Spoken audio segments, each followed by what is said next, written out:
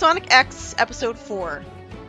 So Chris took this long to understand that Chaos Control sent the heroes to his world. He's talking as if only just now has he been told how they got here. The heroes spend the start of the episode talking about the Chaos Emeralds, which they've only just now started talking about. So why do they think the emeralds are on this planet? Well, at least Chris is saying if they're on this planet, but they're just assuming this. Probably because the emeralds were caught in the Chaos Control when Eggman was. And it's odd that Chris is talking all hopefully about the possibility of Sonic getting back home. That's the exact opposite of foreshadowing. Though he could have changed his mind. We see that a Chaos Emerald was found by a construction crane, and at least when the President wants Sonic and his friends captured for no reason, he listens to Agent Flipsy over here when he tells him that it'd be smarter to just monitor Sonic's activities. Then he says that he's dispatching an undercover agent to monitor Chris. I guess the reason they know Chris is even involved with the heroes at all is because he was seen on the convenient close-up on the camera footage with Tails in his plane last episode. Chris finds out that his teacher was forced to retire, and he got replaced by an inexplicably sinister-looking government spy who, I guess he had a teaching degree? Because otherwise, why would he be allowed to be a teacher just like that? He tells Chris that it's a privilege for him to meet the son of such distinguished parents and shakes his hand. This is much more boring than how Sonic F does it, where he just gives him a whole bunch of cruel insults out of nowhere and scares Chris into running away from him. But it is a lot more realistic to have him act like a normal teacher, government agent or not. Anyways, contact with the construction crane makes the worker lose control of it. I don't know why. Archie also had this common theme where Chaos Energy is just a complete dick. And here, the Chaos Emerald is such a jerk that it for no reason makes the construction crane go crazy and makes people run scared. It's even said that the crane has a mind of its own. So is that literal? Does the emerald infuse things with life, like the Life Emerald in AOSTH? Scarlet does a report on what happened with the jewel, and she says the emerald appears to be radiating an invincible, highly charged energy. And the static on the TV report is a direct result of the emerald's power. So that's how she knows why it's radiating invisible energy. I was about to make fun of it because it's invisible. So how would they ever get the idea, aside from the crane being taken over, that it's radiating energy? Crane decides to tell Sonic about the report, because otherwise the plot won't go anywhere, and Eggman uses the report to find out where the emerald is. Well, at least one of Eggman's robot sidekicks having a boring monotone robot voice is a lot less irritating than the scratching grounder impersonations from Sonic F, but I'd rather listen to those.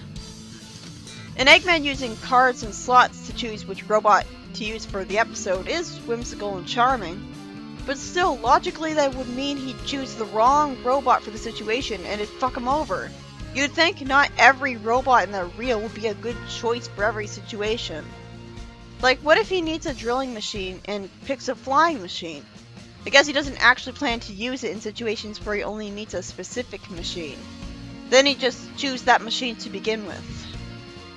The heroes go on a plane in a plan to find the emerald, and fortunately Sonic is apart from them and runs around on his own because naturally he should be able to find the emerald faster. Never mind, he jumps way too high to make sense because I guess that's Sonic X Sonic's superpower, and decides to waste precious time waiting for Tails and Amy. Why? Isn't he supposed to be an aloof ally? Instead, he stupidly wastes time standing on a high place when he could have found the emerald by now. He can run at the speed of sound. Why can't he just find the emerald immediately by checking every construction site? This plot would be over in 2 seconds. Instead, a lot of time is wasted, and then Chris sees Eggman's purple plane in the window. Chris just says he's gotta do something, which is a lot less funny than the pathetic excuse he gave in Sonic F. Realistically, no teacher would put up with that excuse to leave.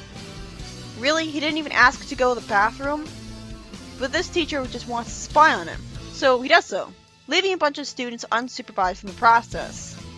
Sonic jumps across a couple roofs and just now decides to look for the emerald just because he sees the plane. There really is a lot of wasted time. Finally, Sonic sees that Eggman's gotten involved. He's running remarkably slow here. You'd think it'd be a blur right now. Eggman spots him jumping around the rooftops of skyscrapers for no reason when he'd obviously cover a lot more distance running along the ground. and Eggman decides to send the flying robots after Sonic. One of them hits away Sonic in the sky and starts juggling him to humiliate him. Here it's taken seriously with the music, but it was a lot funnier in Sonic F with the comical circus music. Here it's just violins and trumpets. Sonic can't even catch the ring Amy threw at him, and he falls away, and Tails and Amy waste precious time talking to each other instead of Tails immediately flying the plane down to try to catch Sonic. Sonic really would be better off having a backpack for the ring like in Sad AM. And it could even be a different looking one. But instead, he relies on his friends. Chris finds the emerald before Eggman. I'm surprised Chris didn't hear Eggman. I thought Eggman was talking right in front of him. He dug it up. Chris wastes time staring at the emerald for no reason, just to justify him getting it stolen from him, and he ends up holding onto the base of the Eggmobile, taking along with him. Finally, the plane catches Sonic and gives him a ring, giving him the power to dive down and spin dash straight through the plane. What kind of formula is that, where they take forever in a tense group of action scenes until finally the hero gets something that lets him win in one measly hit? He should earn his victories. At least he was made a joke before that point, so he's not too overpowered, but just barely. Chris struggles on the Eggmobile, climbing up it, being oddly more heroic than Sonic seems to be, because it's very courageous and impressive that even a normal human kid like us would try to inconvenience Eggman in this kind of situation. He's not just being a kidnapping victim, he's actually trying to get the emerald back. You'd think Eggman would have done a better job shaking him off right away, but whatever. He grabs Eggman's mustache and ends up falling with the emerald. And somehow he starts falling headfirst, which you'd think would be a guaranteed death sentence for him. Chris's teacher opens up some pillows that were conveniently in his back seat, but Sonic saves him instead by merely catching him, which is totally unrealistic. All that would do is kill him. It's not the fall into something that kills you, it's a sudden stop. And that would be a sudden stop. Wasn't he falling headfirst? The teacher arbitrarily says that it's good someone else is looking out for the kid, instead of being angry that Sonic stole thunder like I expected. That's boring. And come on, Chris would have been more likely to survive if they let Mr. Stewart save him instead. Instead, they set up a Chekhov's gunman just to have Sonic save him instead. Why is Chris trying to apologize for losing the emerald when they got it back before Sonic would have ever noticed?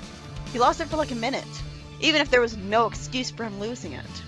I don't like that he blushed when Sonic replied to him. And I liked it better in Sonic F when Sonic lampshaded that Chris saved the day while falling headfirst looking completely ridiculous.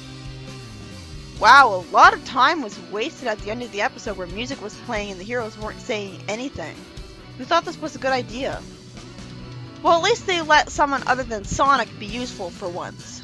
Eggman sent a flying plane to go get the Chaos Emerald when it got spotted in a construction site. Logic would dictate that the plot would be over in 2 seconds because Sonic would run all around the city and find it himself. But instead, somehow he wastes a bunch of time jumping around the rooftops much slower than he would if he ran around the ground. So Eggman somehow manages to find the emerald instead. I loved the twist where the emerald took control of a construction crane with its mysterious energy. It's cool that they try to have unique lore with the emeralds like that where they're kind of threatening. But either way, Sonic ends up getting humiliated by the flying planes because he was a complete idiot and stayed where they get at him. At least until he's given a ring, at which point he annihilates the plane in just one hit because earning your victories is for chumps. I love that Chris got to be surprisingly useful by getting the emerald, and even pulled Eggman's mustache in the process. But it was completely unrealistic that he survived landing in Sonic's arms. And after falling headfirst at that, when did he reorient himself again? It would have been slightly more logical if he survived because he fell into those pillows that Mr. Stewart conveniently thought to keep in the backseat of his car for this exact situation. But instead of them actually using the Chekhov's gunman they set up, they just make Sonic do all the work. I say that after Tails gave him a ring, but when it comes to this episode, I feel like you could replace Tails with a backpack for Sonic's ring whenever it comes to ring-handing duties, and things would actually be a lot better and make a lot more sense. He puts a lot at risk by just trusting his friends with the ring and hoping they'll give it to him successfully every time. It seems like while this story was entertaining to watch because of all the tension of Eggman's planes, there was a lot of wasted space, and the whole plot happened because characters were acting like idiots. Sonic had no excuse not to find the emerald before Eggman could because this is Sonic we're talking about. And Chris had no excuse to lose the emerald to Eggman so easily. It would have made more sense if Eggman wasn't there when Chris found the emerald, but instead he was, and Chris somehow did notice him and got himself kidnapped. Eggman could have ambushed him with a robot instead and taken the emerald that way. I also have to question where the American government would have the legal authority to replace a teacher with an agent to spy on a kid when there's no proof that the agent has a teaching degree. But this is Sonic X, not the real world, so maybe laws are just different over there. So far I'm not sure what to think about how Mr. Stewart's being portrayed, by the way. He's just a nice guy not doing anything wrong, not even insulting Chris. I thought it was amusing how he's portrayed as ridiculously, unbelievably sinister in Sonic X for no reason.